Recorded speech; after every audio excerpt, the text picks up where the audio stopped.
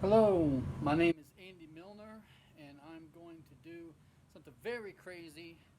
I'm going to build a marimba. Many of you would ask, why would I do something so crazy like build a marimba? And that reason is price. Marimbas are typically, for a good marimba, you're looking at least about 5 grand, if not more. And even the marimbas on the used market still exceed the $2,000 mark. Sometimes you can come across a great deal, but those deals are few and far between. I wanted to construct a marimba that would allow me to practice on a graduated 4 1/3 octave marimba. I'm not going into the 5th octave at this time, but I just wanted to build something that would allow me to practice. It doesn't have to sound fantastic. I'm not going to take this out to try to perform anywhere, and it certainly isn't meant to replace an actual concert instrument. You could do it, but it would take a lot of workmanship goes into the crafting of a marimba. So I just need something that give me something beyond a bell kit, because as of right now, those are the options that we have as percussionists if we don't have a marimba at home. All right, in order to do this, we have three major components of the marimba. You have your bars, you have your resonators, and you have your frame. Now, the bars themselves traditionally are made of expensive woods that are hardwoods, yet they retain some softness. They are still pliable, and they're really great wood to make fine instruments out of, like rosewood. And even the cheaper African padauk wood is used for some of your cheaper instruments. However, it's still a very good wood to use. Now, here in America, if you go and you try to purchase rosewood or padauk or whatever, if you're trying to find those woods, very, very expensive. And so some of the woods that we have available to us that we can use, they don't offer that great of a sound. So you're not going to get the best sound. Even no matter how hard you work this, you're not going to get a fantastic tone like you would out of an actual concert instrument if you purchase and pay thousands. So in this case, I'm going to just change the camera over. All right, what you're looking at is one of the bars that I've already been working on, and it's out of a piece of cherry. My father had a bunch of wood just laying around, and I decided I would use that. Each bar is cut to a certain dimension, and I will include those later. And then the most simplistic way of explaining this is if I want to lower the pitch of the note of the bar, all I'm going to do is sand primarily in the middle. And if I need to raise the pitch, I sand on the outsides of the bar. It would be absolutely insane to try to sand each one of those bars by using just your hands alone. So you are going to need to get yourself a belt sander. Now, something like this can work, although it's not ideal. Sorry, it's just an old piece of sandpaper there. These machines can typically be found cheap for about 20 bucks used, but they're not the most ideal. A belt sander like this is primarily what you're going to be looking for, and all you'll need to do is position a bar like that over top and sand it that way. In order to cut those bars, you're going to need a table saw or at least a power saw. Once your bars are cut, you are going to want to go ahead and put any sort of finishing before you tune. This stuff right here is what I have chosen to go with. I'll put this on, and then when I'm finished, I'll go ahead and throw some of this on as well, this polyurethane. All right, so I'm going to be tuning an A, and right now it is coming up a little flat. So we want to raise the pitch, and then I have this heater here inside of this cold environment to try to regulate the temperature a little bit and raise the temperature. So, that's like that.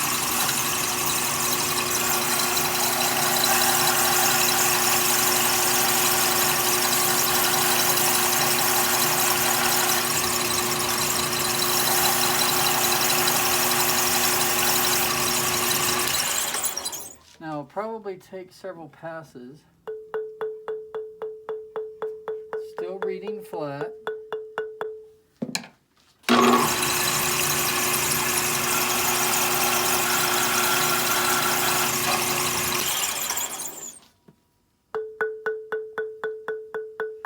And we're almost right on the A.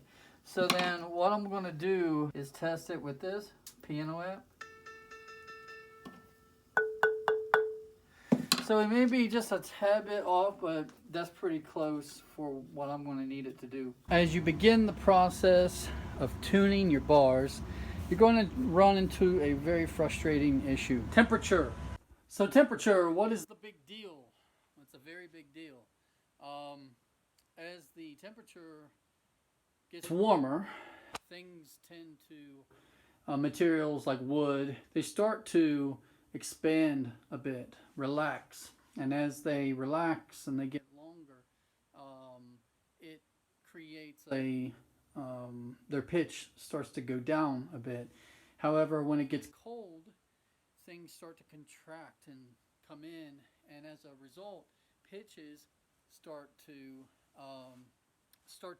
go up, and they start to play really, really sharp.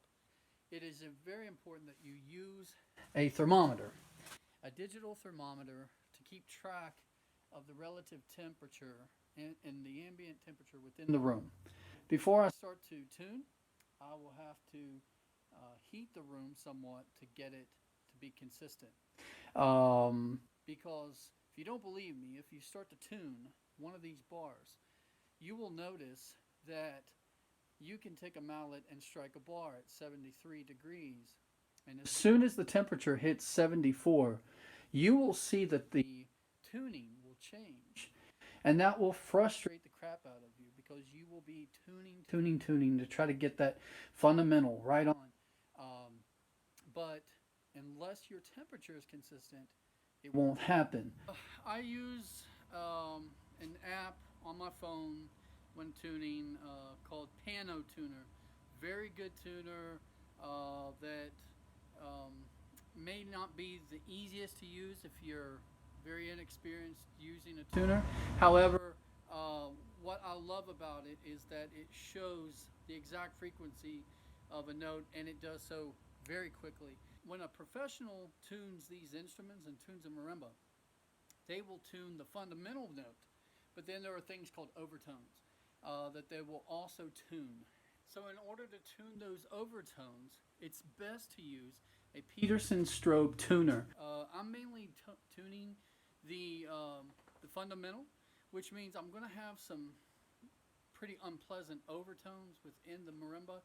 The next step in the process are the resonators. Now, I already have a lot of these completed. For this, you could use aluminum tubing. It was pretty difficult for me to find that, and so I went ahead and made these with PVC. Now, PVC is going to be cheaper, but it's also going to be heavier. So there is a downside to this.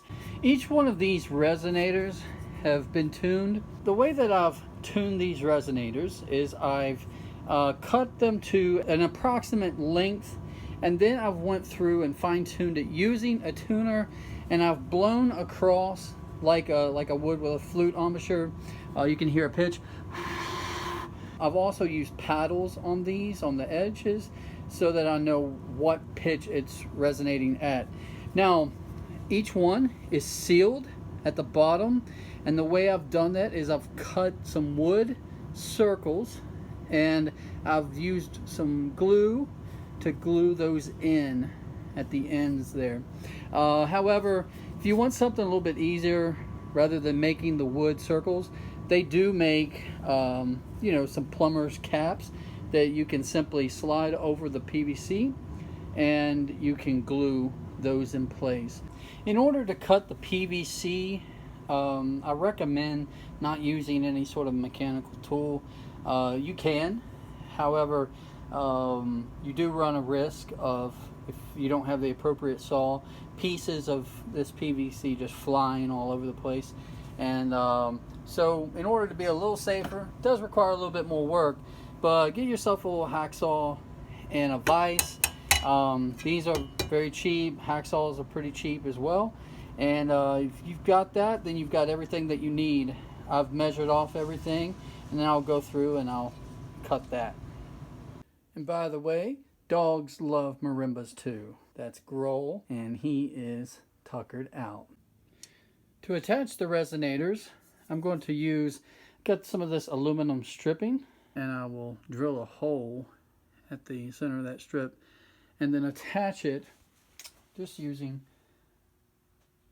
just those. Right.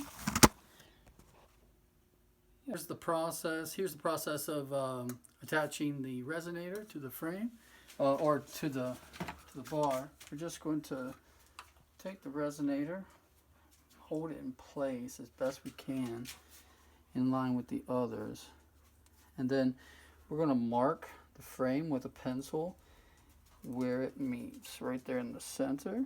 All right. Once we have a mark, then we're going to want to drill a hole right at the center of that mark with the 11/16 drill bit. Okay. After that's done, I'll put the resonator back on, and now I'm going to mark my hole with a pencil so get it back in line. All right, mark that, and it's visible enough for me to see. And then I'm going to drop it in the vise, and that's why the vise is so helpful, because you can get in there. Now you don't want to squeeze too hard, or else you end up breaking the resonator. With the same drill bit, press firmly and yeah. So you want to get a Phillips head screwdriver, screw that in just a little bit, thread the hole, keep threading it through. Once I have it all the way through, I want to go ahead and put a nut on there, get it started, and then finish it off with a 3/8 wrench. In order to get the proper spacing of the upper key resonators, what I'm doing is going to put the second strip of aluminum in place with the finished row that I have done there. What I'm going to do is I'll put a line that marks the center of these notes each way, all the way down. Okay, I already started working on the cross members for the frame. When I was looking at the cost of lumber to build the frame, it was pretty high actually. So I started thinking, is there an easier way?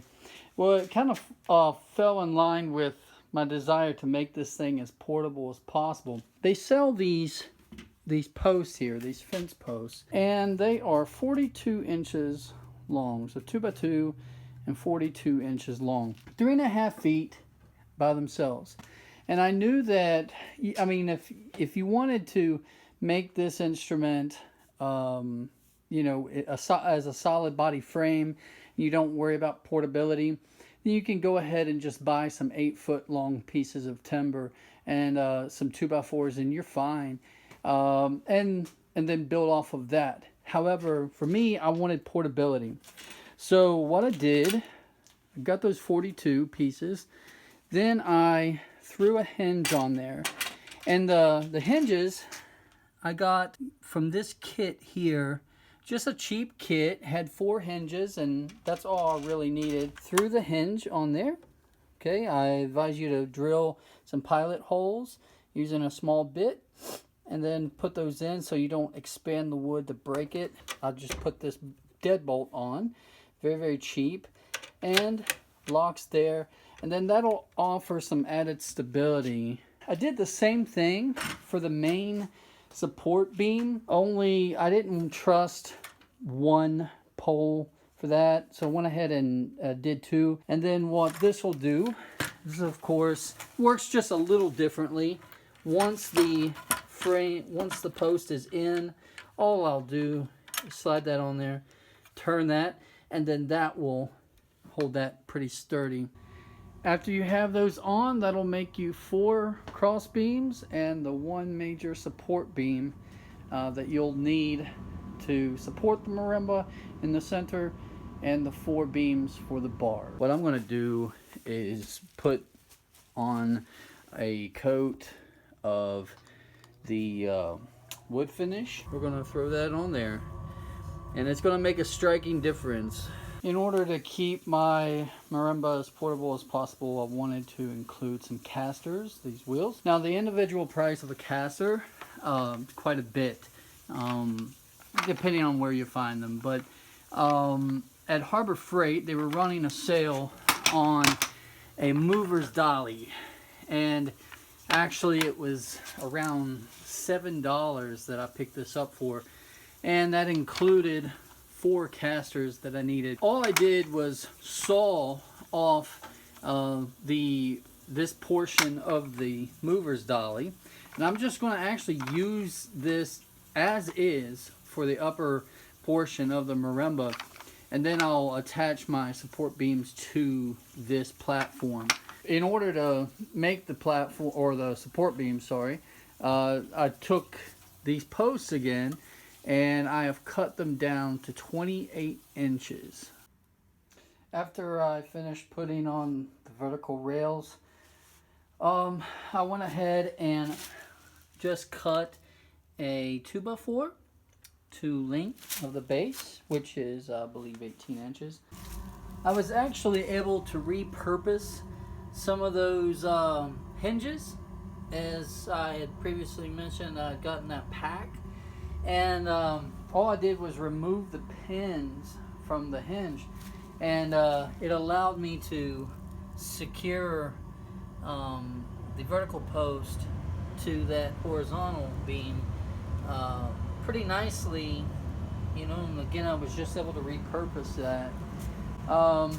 Then over here on the left side of the marimba, I was able to just take a 2x4, measure that out, 32 inches, also 32 inches at the top. The center beams, I cut those down 2 more inches, so I think a total of 26.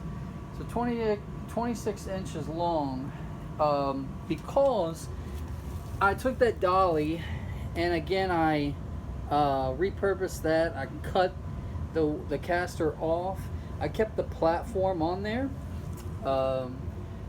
and all I did was screw the 2x4 to those casters, and it made it really nice and easy. I've taken an aluminum rod and cut it into 1 3/4 inch pieces. I got the job done using Sawzall.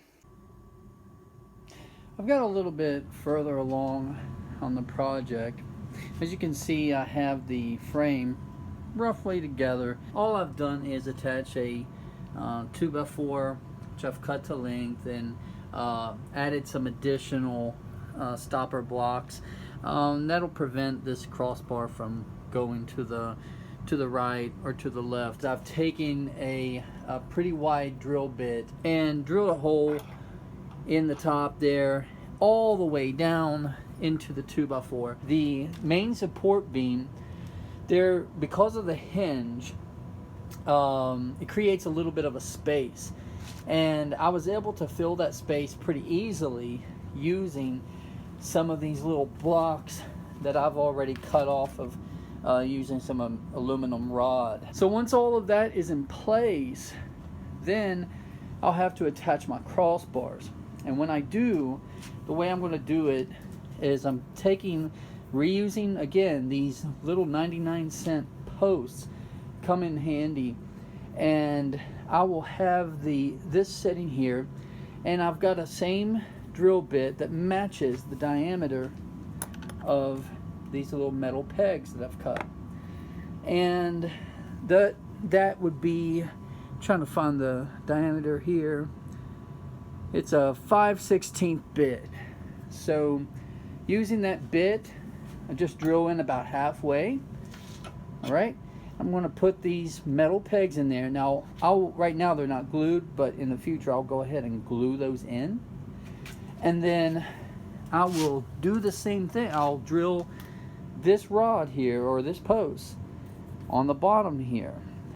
And then that will sit down on top of that rod, and it'll create a nice secure fit. But knowing where to drill that hole is based upon the bar itself. That so up here, for instance, I've got the nodal points on the bar marked off, and essentially what I'll do is, what I've already done is I've put that, you know, approximately where it's going to be, and then what I'll do is I'll drill at those points. I've marked that off, and I'll drill at those points, drill a hole there, and that will allow me to anchor the support of the crossbar on top of there and hold this all into place.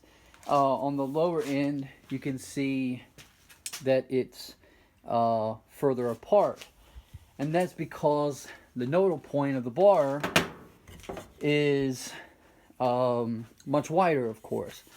Now, the nodes, all that essentially means is that whenever you're striking a bar, if you can actually pick one up. I can't do this with I can't do it with without an extra hand. So I've got to find the in order to figure out where the nodal points are on any given bar, and to the drill points, basically have to take the mallet and strike it and listen for resonance. So just listen. So that's a standard amount of resonance for this bar. It'll be a little bit better in the center. But if I move down, you'll hear it deaden up a little bit. Right there at that point. That's one nodal point. So what I'll do is I'll kind of mark that with my finger, and then I'll just draw a line over here on the bar, on the side of the bar, and that'll show me where to drill. And then I have to do that going down as well on the other side.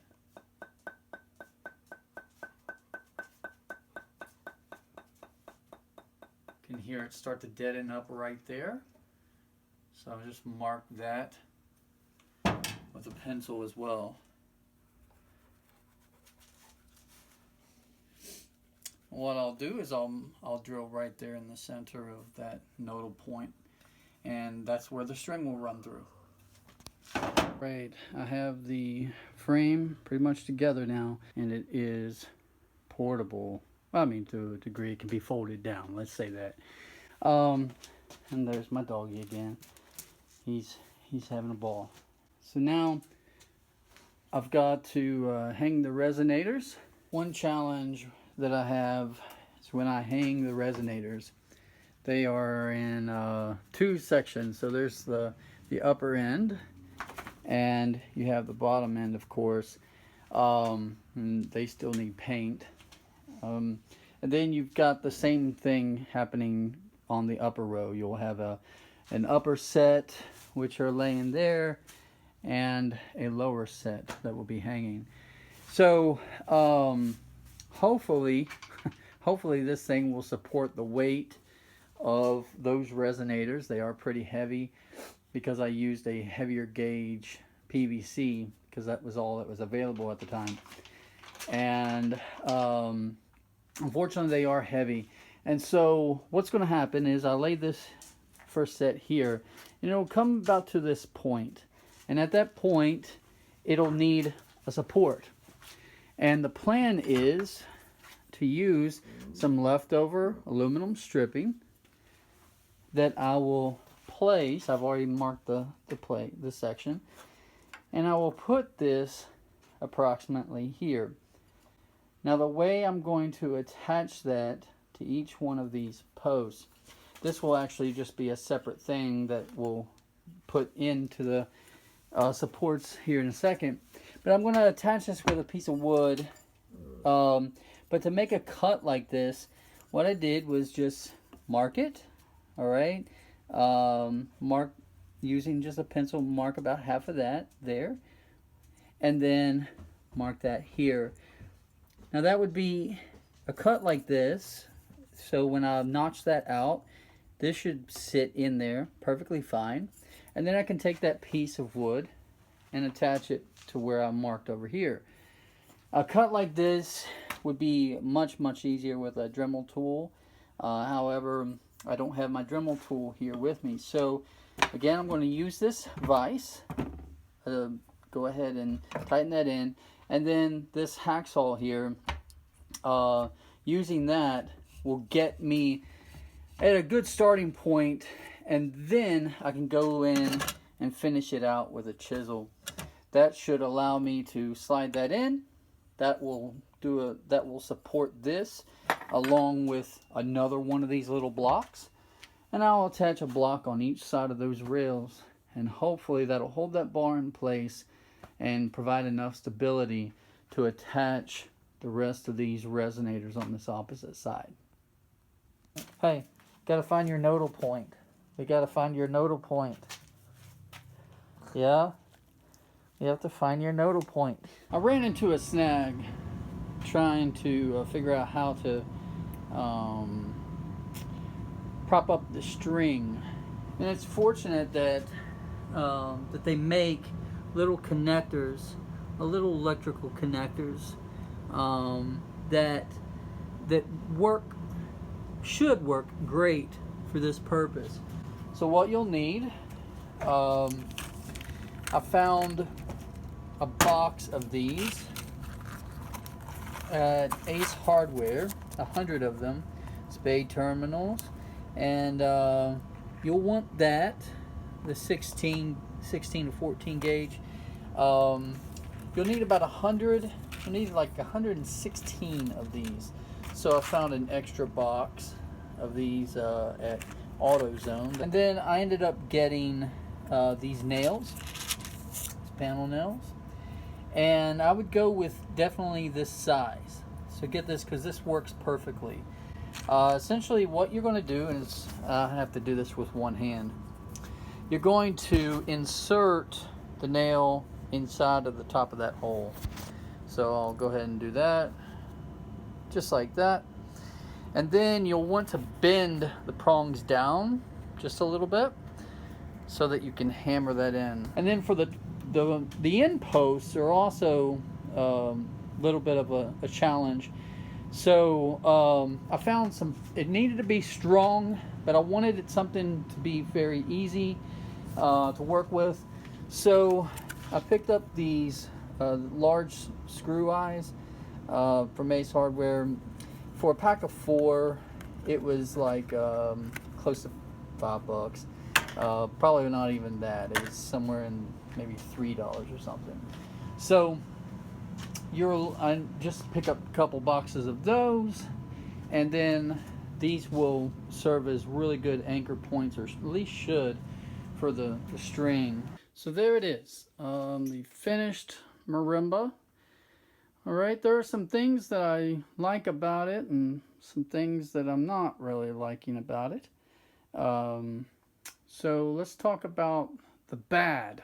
All right, first of all, the design is portable. I meant for it to be portable so that I could break this thing down. As a result, the design isn't super sturdy. When I move this, I can move this back and forth, right? And that little wobble right there, it's not so good. However, it is portable. I can move it. I just have to be very careful. And it would be better to have 2 people moving it, one on each side. It is workable though. I've had some situations though where the resonators fall, and that's not ideal. So it's kind of flimsy design for sure. Couple other things I wish I could have done differently. If I had to do it over again, I would tune every single bar, have it all laid out on a frame, and then I would have marked a straight line all the way down so that my little connectors here that serves as the bar suspensions could have been in a straight line. I could have gotten more tension on the string and it would have been a lot better. Also, the angles of the upper row, there's too much space here. This needs to be over, but because of the design, if I this bar here, this suspension bar going crossbar, it would have been too short. So I got as much length out of it as I could, and it is what it is. Beyond that, I should have went with a smaller diameter resonator, because what it has done is forced me to have too much space in between some of these bars. It's not, I mean, it's still playable. It's just, it made the instrument about a foot too wide, but it still gets the idea across as far as a practice instrument. Let's see. That's about it in terms of all of the negatives. One more negative. The last resonator for the A, unfortunately, I couldn't get it in there because it wasn't enough room until I'll have to carve this out a little bit to be able to set that resonator in. But I will do that, and I will add that resonator in. Also, because these aren't exactly tall enough, these connectors, so I will have to go through and at some point and Dremel out some of the crossbar and underneath these bars so that when I strike the bar, it's not hitting wood. So there is some work that still is yet to do. However, for a practice instrument, it's not so bad. And there it is. So on these, you're going to hear the notes hitting the frame. However, the overall tuning of the instrument turned out actually pretty nice. So I've only got one mallet on me for right now, so I'll just play with that.